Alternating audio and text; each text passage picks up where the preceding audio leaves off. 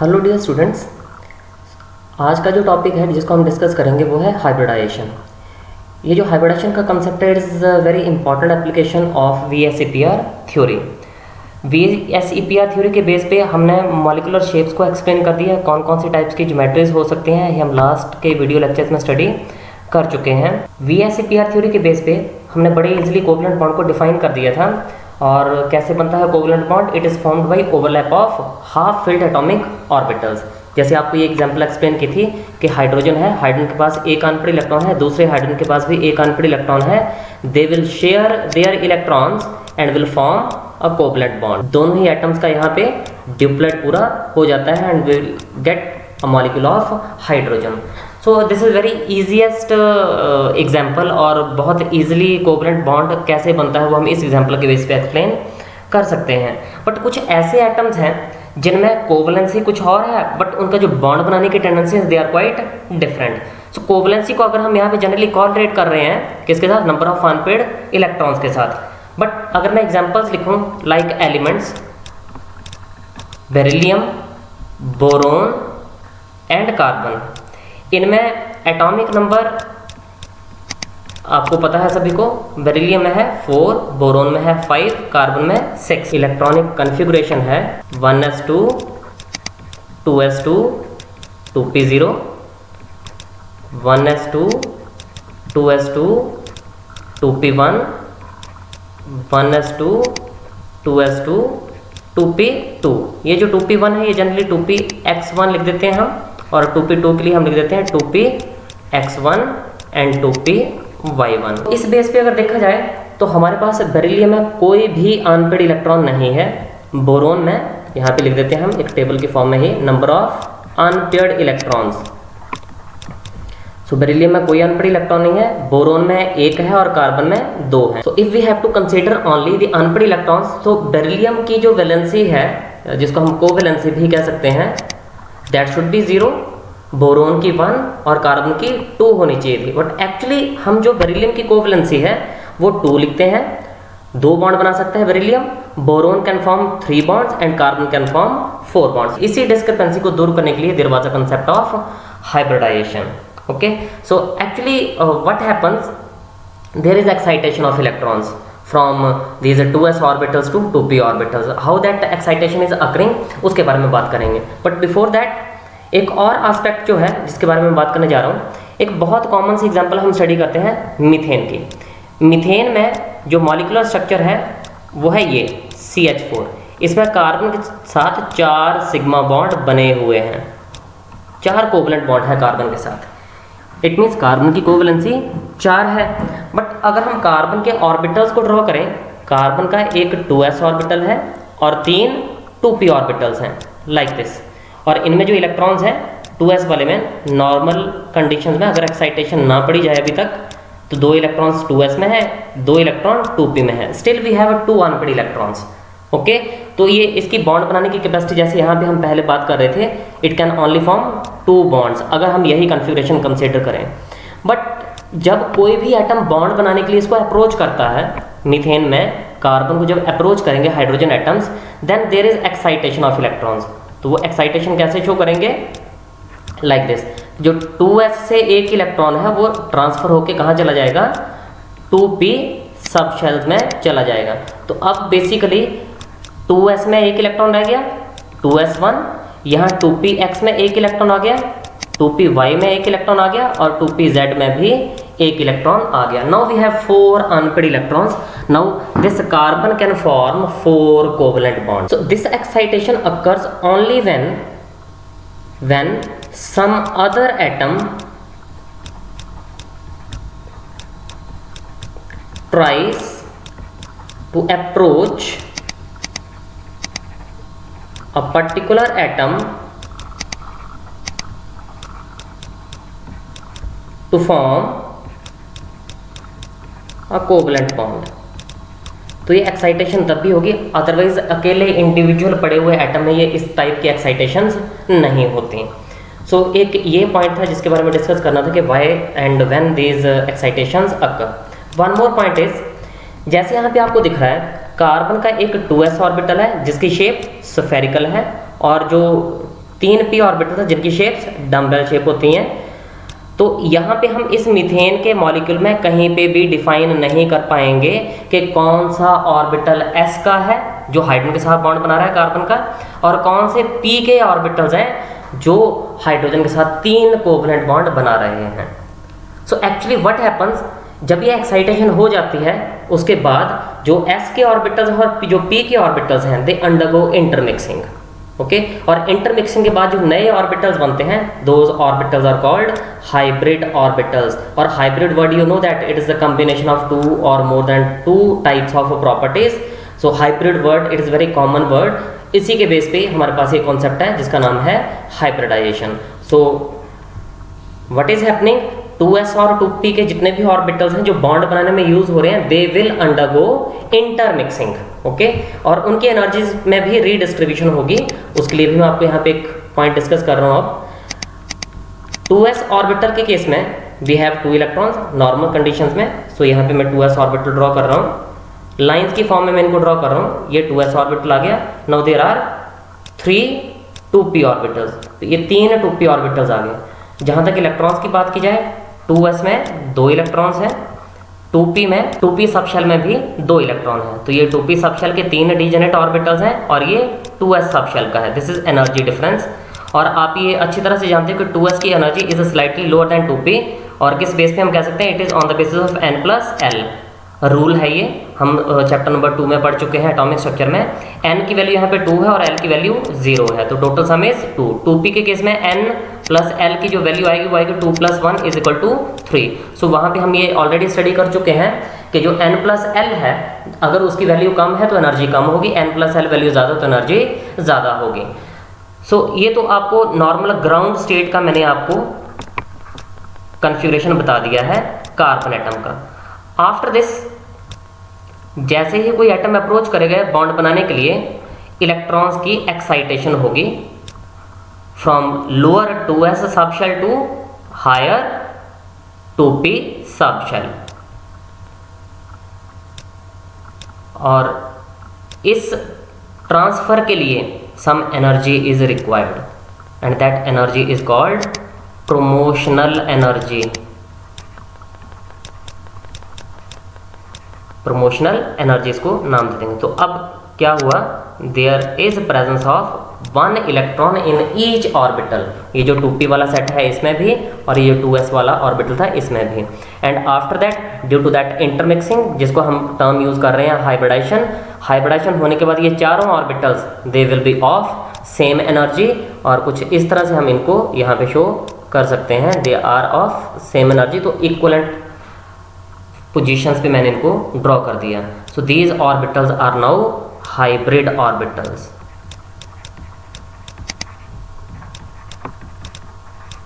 और ये सभी की जो एनर्जी है सभी ऑर्बिटल्स की वो भी सेम होगी और इनकी जो शेप है वो भी सेम हो जाएगी, इक्वलेंट हो जाएगी। ठीक है, तो दैट्स वाई जो मीथेन का मॉलिक्यूल हम स्टडी करते हैं उसमें कार्बन के साथ जो हाइड्रोजन जुड़े हुए हैं चारों ही वो अलग अलग ऑर्बिटल्स नहीं है कि जैसे आप बोल दो एक s ऑर्बिटल है 3 p orbital. No, they are attached to the orbitals which are having same energy and same shape. Okay, such type of orbitals are called hybrid orbitals. तो ये हाइब्रिड ऑर्बिटल बनाने के लिए क्या हुआ, ये जो 2s है दे विल लूज और लोअर देयर एनर्जी, और जो 2s है they will raise their energy. ठीक है, और बराबर करने के लिए। And this process is basically hybridisation. यह है हाइब्रिडाइजेशन का कंसेप्ट। अब यहाँ पे कितनी प्रमोशनल एनर्जी चाहिए होती है, that depends upon mainly the size of the central atom, size of the central atom and the incoming atom which will form the covalent bond। मतलब जो सराउंडिंग एटम बाद में बनेंगे उनके ऊपर ये डिपेंड करता है। तो मेनली ये साइज कंट्रोल्ड फैक्टर है। सेंट्रल एटम का साइज बहुत इंपॉर्टेंट है। ये भी मैं आपको थोड़ा सा आइडिया देता हूँ। यहाँ पे 2 पॉइंट्स में यहाँ पे मेंशन कर रहा हूँ। फर्स्ट पॉइंट इज के on moving down the group, जैसे कार्बन से मैं सिलिकॉन की तरफ चलूँ डाउन द ग्रुप, जो प्रमोशनल एनर्जी है वो इंक्रीज करती है। दूसरा जो इंपॉर्टेंट पॉइंट है यहाँ पे वो क्या है, आप देख सकते हैं यहाँ पे ये जो हाइब्रिड ऑर्बिटल्स बने हैं इनका कितना नंबर बन रहा है, ये 4 बने हैं, और इससे पहले जो एटॉमिक ऑर्बिटल्स थे वो भी 4 हैं। सो दिस इज सेकंड पॉइंट कि जो number of hybrid orbitals formed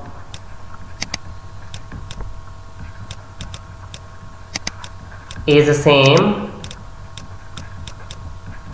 to that of the atomic orbitals undergoing hybridization। जितने एटॉमिक ऑर्बिटल्स कंबाइन करेंगे उतने ही नए हाइब्रिड ऑर्बिटल्स की भी फॉर्मेशन होगी। तो जैसे यहाँ पे है एक s का ऑर्बिटल है और 3 p के ऑर्बिटल हैं, तो नए ऑर्बिटल्स हमारे पास 4 बनेंगे, और इनका नाम भी हम इन्हीं ऑर्बिटल्स के नंबर पे के बेस पे रख देते हैं। तो इस केस में ये पर्टिकुलरली इन ऑर्बिटल्स को कहते हैं sp3 हाइब्रिड ऑर्बिटल्स, और इसी को हम हाइब्रिडाइजेशन का नाम भी दे देते हैं। This is called sp3 hybridisation.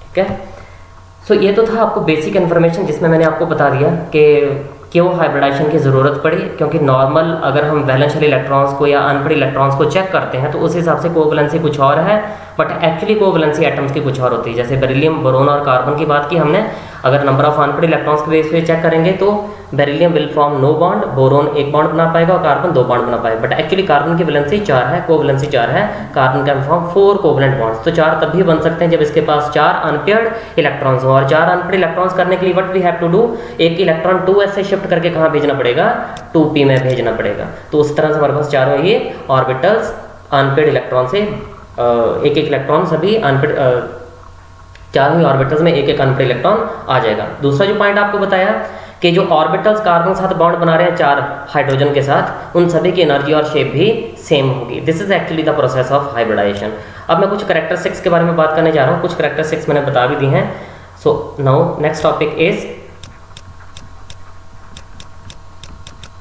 Characterisation या प्रॉपर्टीज ऑफ हाइब्रिडाइजेशन। सो जो पॉइंट्स हमने ऊपर स्टडी किए हैं उन्हीं को चूज करके अब हम इनकी कैरेक्टरिस्टिक्स को पढ़ेंगे। तो सबसे पहले जो कैरेक्टरिस्टिक है, द फर्स्ट कैरेक्टरिस्टिक अभी आपको बताया, वही ऑर्बिटल्स हाइब्रिडाइजेशन शो करेंगे जो एक ही एटम के और उनकी एनर्जी में ज़्यादा डिफरेंस नहीं होना चाहिए। The atomic orbitals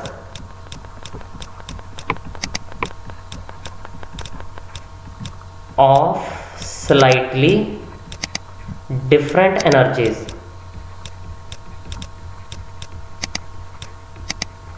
and belonging to same atom। ऐसा नहीं है कि 2s ऑर्बिटल एक कार्बन एटम का चूज कर लो, 2p ऑर्बिटल किसी दूसरे कार्बन एटम का चूज कर लो। नो, 2s और 2p they should be of same atom। So the atomic orbitals of slightly different energy that belong to same atom undergo hybridization।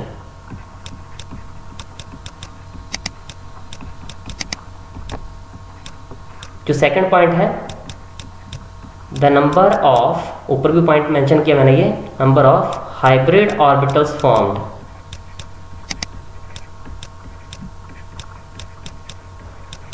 Is same to that of atomic orbitals undergoing hybridization। Third point, ऊपर आपको explain किया कि carbon में ये promotional energy और hybridisation तब भी होगी जब इसे बॉन्ड बनाने के लिए दूसरे एटम अप्रोच करेंगे। जब तक एटम्स अप्रोच नहीं करेंगे हाइब्रिडाइजेशन नहीं होगी। Means no hybridization occurs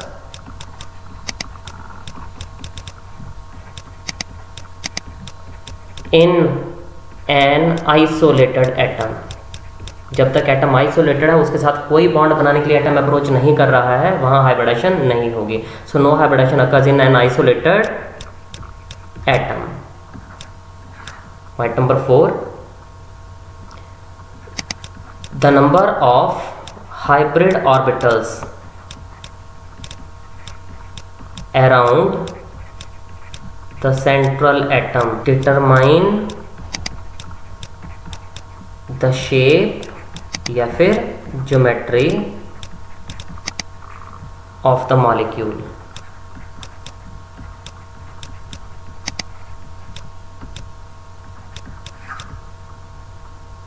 fifth point होगा half field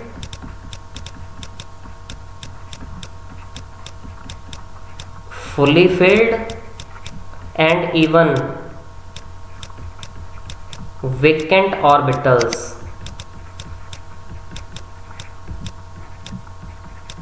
can participate in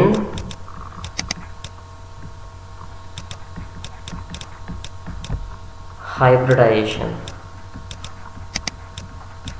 So this is very important. Half filled orbitals ये तो कोवलेंट बॉन्ड बनाने में यूज हो जाते हैं। Fully filled they remains as lone pair of electrons. और जो वेकेंट ऑर्बिटल है इनकी एग्जांपल हम पी ब्लॉक में पढ़ते हैं, स्ट्रक्चर ऑफ बोरेन्स में। तो एक स्ट्रक्चर हम वहाँ पे स्टडी करेंगे डाइबोरेन का, वहाँ पर खाली ऑर्बिटल्स भी इवन पार्टिसिपेट करते हैं हाइब्रिडाइजेशन में। This is very important point. Now the sixth point is, जब भी हमारे पास ऑर्बिटल्स बन चुके हैं जिनकी एनर्जी सेम है और उनकी शेप भी सेम है, तो उसमें जो लोब ऑर्बिटल का बॉन्डिंग में पार्टिसिपेट करेगा वो बड़ा बनाया जाएगा और उसका साइन पॉजिटिव होगा।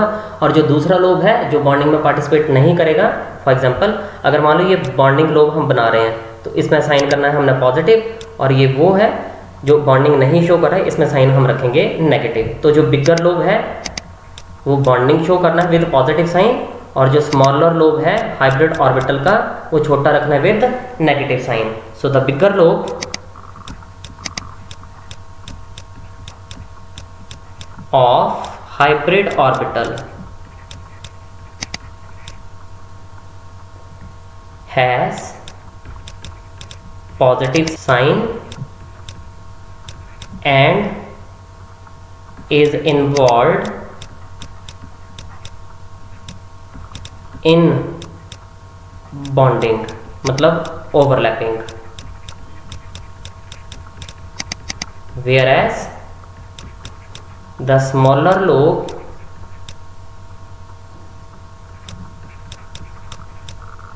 which is of negative sign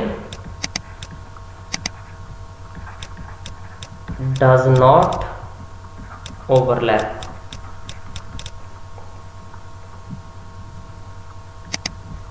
next जो पॉइंट है हाइब्रिडाइजेशन की, जो नेक्स्ट करेक्टरिस्टिक्स हैं वो है हाइब्रिड ऑर्बिटल्स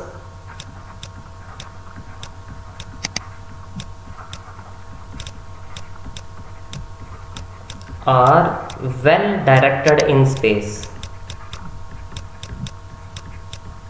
मतलब इनके पोजीशंस फिक्स्ड हैं, they have fixed positions in space, that's why they determine the geometry of the molecule। Next जो पॉइंट है उसके accordingly atomic orbitals of quite different energies do not undergo hybridization। The last point is only the valence shell orbitals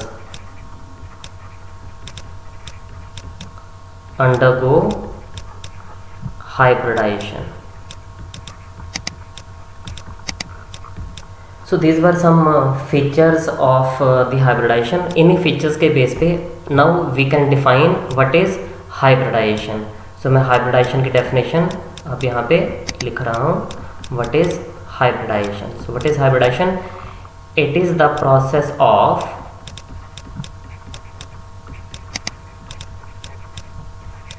intermixing of atomic orbitals of slightly different energies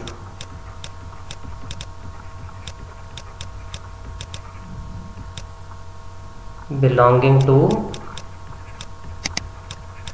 same atom to form